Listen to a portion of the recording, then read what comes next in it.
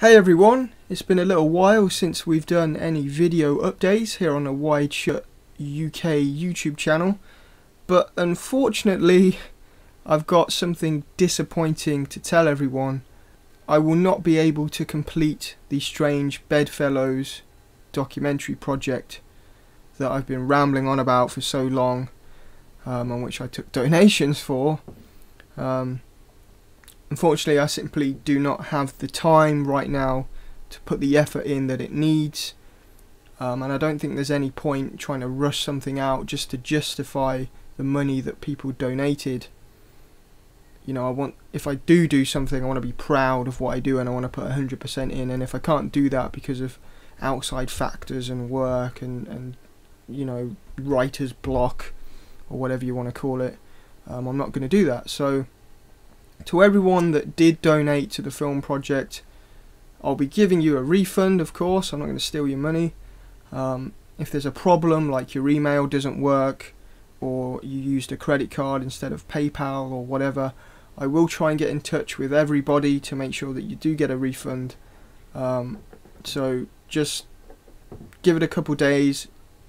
You'll either get something in your PayPal or I'll be emailing you or trying to contact you in some way to sort all that out.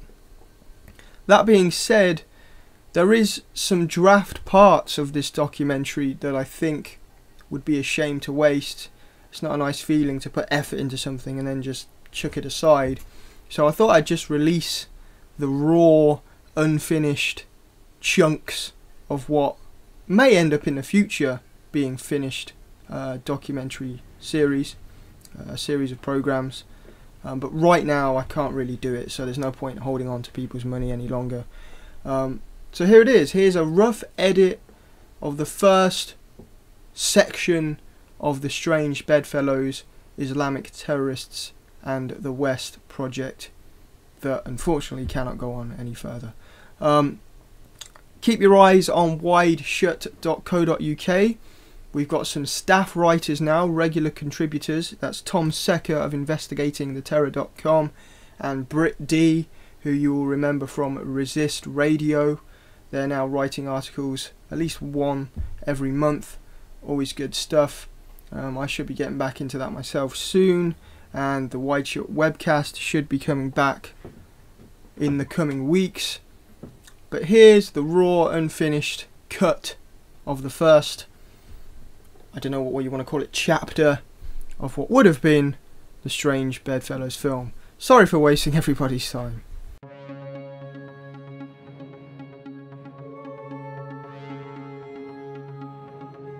It's said that politics makes strange bedfellows, and none is stranger than the relationship between Islamic terrorists and Western governments. The beginning of the 21st century has become defined by what George Bush called the War on Terror. It will not end until every terrorist group of global reach has been found and defeated. And what Obama calls humanitarian intervention. We know that our own future is safer, our own future is brighter, if more of mankind can live with the bright light of freedom and dignity. They've both overseen a whole host of military operations with the goal of securing the Western world from terrorism and to bring freedom and stability to the Middle East and North Africa. That goal has completely failed. This series explores the West's idea of national security and the careless policies that may actually be putting that security at risk. These policies have not only failed to eradicate terrorist organisations and oppressive regimes, but have been fundamental in creating and supporting them.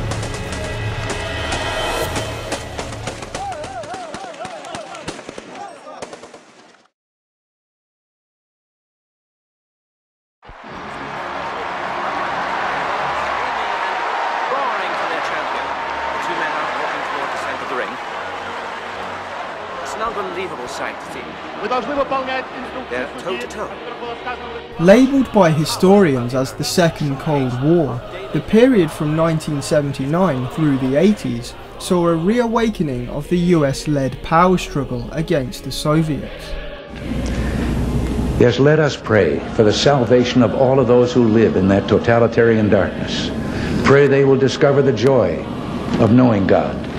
But until they do, let us be aware that while they preach the supremacy of the state, declare its omnipotence over individual man, and predict its eventual domination of all peoples on the earth, they are the focus of evil in the modern world.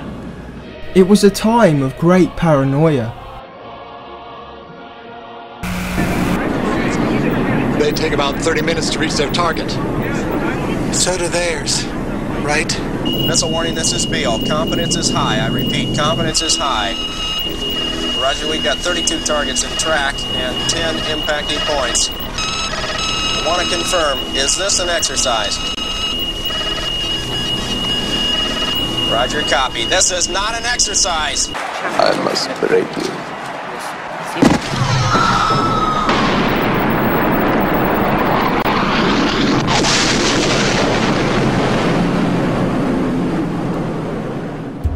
Following World War I, the kingpins of the West fought to control the world by their system of capitalism and liberal democracy. At the behest of backroom think tanks like the Council on Foreign Relations, this ideology was to be governed by their creation of the UN. Following World War II, the Soviet Union emerged as a threat to this system. They envisaged a world order ruled by the hammer and sickle of communism. Although the two forces would never directly clash, a strategic game of covert operations, proxy wars and arms races were played out on the world's chessboard. A Soviet satellite here, a Western puppet there.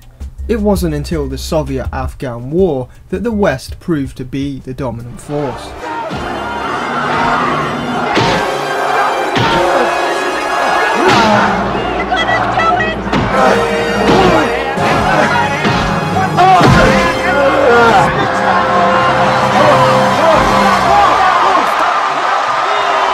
The Soviet Empire was exhausted by the conflict, coupled with inner turmoil and the proactive stance of Reagan and Thatcher. Mr. Gorbachev, tear down this wall. The Anglo-American establishment emerged as the rulers of the New World Order. And these people love it. It is absolute pandemonium. But this was not a celebration for the average person. The evil communist hidden under your bed suddenly became the evil terrorist.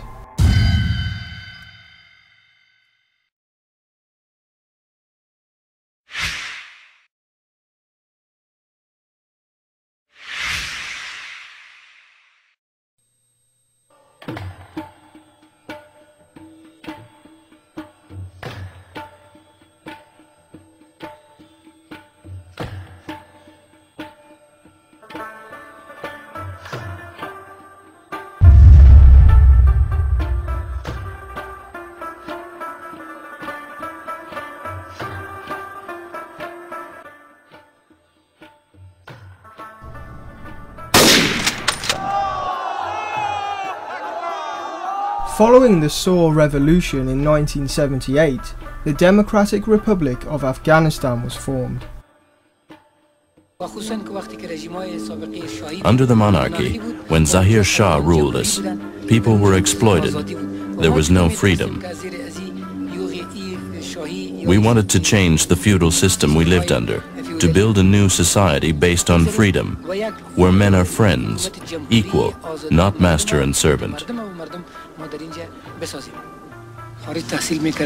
When I was studying in military school, I traveled a lot in foreign countries, and there I saw how people live.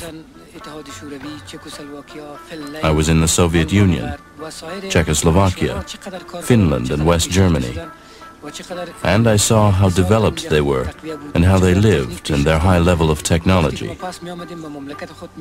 When I came back, I saw how backward my country was. I saw how underdeveloped our agriculture was. And I saw how our people live in poverty. Many other young people who were abroad saw the same things and started to think how to make our people happy. They chose a system of socialism in sympathy with the Soviet Union. But to the US, this was a strategic threat that had to be dealt with. We must recognize the strategic importance of Afghanistan to stability and peace. A Soviet-occupied Afghanistan threatens both Iran and Pakistan and is a stepping stone to possible control over much of the world's oil supplies. The United States needed to wrestle communist influence away from Afghanistan without looking like the aggressor on the world stage. They couldn't use their own troops to invade, that would be far too brazen and reckless. So instead, they would back the Islamic fundamentalists, who were opposed to the new atheist state. The communists were trying to change the law of God. They wanted to destroy Islamic traditions, to rid Afghanistan of poverty and make everyone equal. This is against the law of Islam. God has decided who is rich and who is poor. It can't be changed by communists. It's beyond imagination. According to popular history, the US only began supporting the Islamists after a Soviet military invasion. But this is just Cold War propaganda. It was that very invasion that America wanted. The plot was revealed during a 1998 interview with Zbigniew Brzezinski, who was National Security Advisor at the time. According to the official version of history, CIA aid to the Mujahideen began during 1980, that is to say, after the Soviet army invaded Afghanistan in December '79. 50,000 heavily armed Soviet troops have crossed the border and are now dispersed throughout Afghanistan, attempting to conquer the fiercely independent Muslim people of that country. But the reality, secretly guarded until now, is completely otherwise indeed. It was July 1979 that President Carter signed the first directive for secret aid to the opponents of the pro-Soviet regime. It wasn't that they wanted to save the Islamists from the evil Red Army. They sacrificed the Islamists to the Red Army in order to drain the Soviet Empire and continue building their own vision of a new world order. The operation was an excellent idea according to Brzezinski. It had the effect of drawing the Russians into the Afghan trap. The day the Soviets officially crossed the border, I wrote to President Carter, "We now have the opportunity of giving the USSR its Vietnam War." I did send the President a memo saying, yes, their entry into Afghanistan at a time of turmoil in Iran and in the whole Persian region, Gulf region as a consequence potentially, we have a chance to give the Soviets their Vietnam.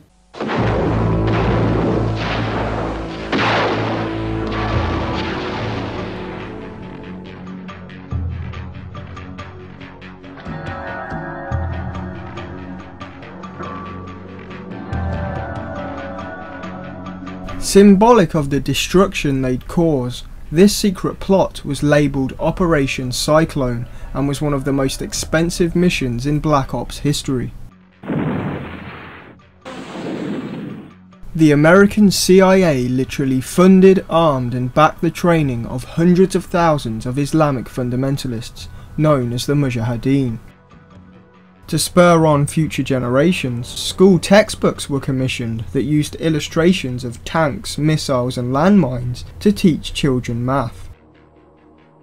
The Mujahideen were told they were part of a just and holy war, and were even invited to the White House, when they were really just pawns in the CIA's game. The Afghan Covert Action Program was very important in turning the tide of the Cold War. I think it was a major factor, if not the major factor. According to Washington, human rights champions from the CIA have come to Pakistani territory guided solely by concern for the Afghan refugees. Zbigniew Brzezinski, the United States President's National Security Advisor, explained in no uncertain terms what lay behind that propaganda ploy. He showed the object of intervention, Afghanistan, to the ringleaders of the mercenaries. That land over there is yours. You'll go back to it one day because your fight will prevail and you'll have your homes, your mosques back again because your cause is right and God is on your side.